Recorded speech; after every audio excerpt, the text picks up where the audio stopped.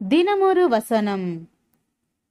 ரோமர் 8வது அதிகாரம் 16வது வசனம்.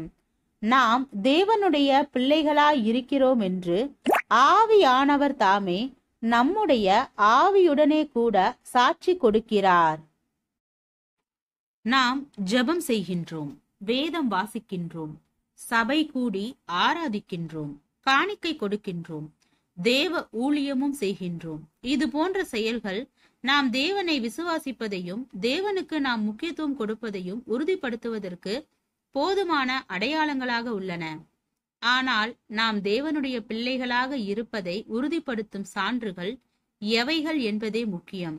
நம்முடைய கடவுள் நம்பிக்கையை அல்லது கடவுள் பக்தியை நிரூபிக்க நம்முடைய பக்தியான செயல்கள் போதுமானது. ஆனால் நாம் கடவுளின் பிள்ளைகளாக வாழ்கின்றோம் என்பதற்கு நம்முடைய உயர்ந்த பண்புகள் தான் சான்றுகளாக விளங்க முடியும்.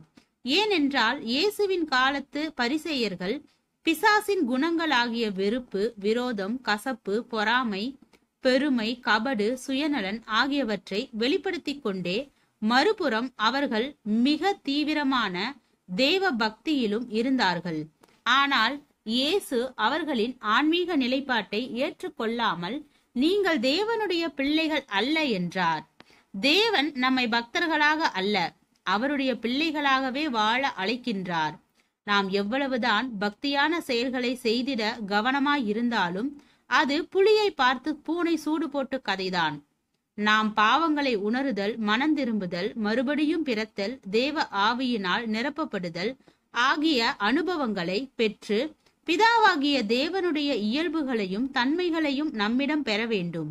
நம்மிடம் தெய்வீக சுபாவங்கள் காணப்படுவதுதான் நாம் தேவனுடைய பிள்ளைகளாக வாழ்கின்றோம் என்பதற்கு சரியான சான்றுகளாக உள்ளன.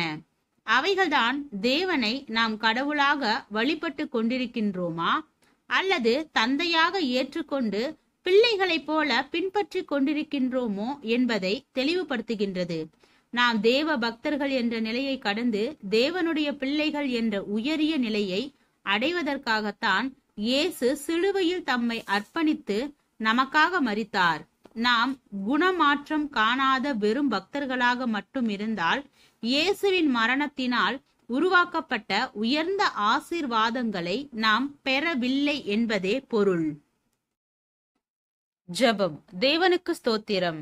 தேவனே, நாங்கள் எங்களுடைய வாழ்க்கையில் உம்முடைய குணநலன்களையும் பண்புகளையும் பெற்ற மனிதனாக வாழ கிருபை பாராட்டும். ஆமீன்.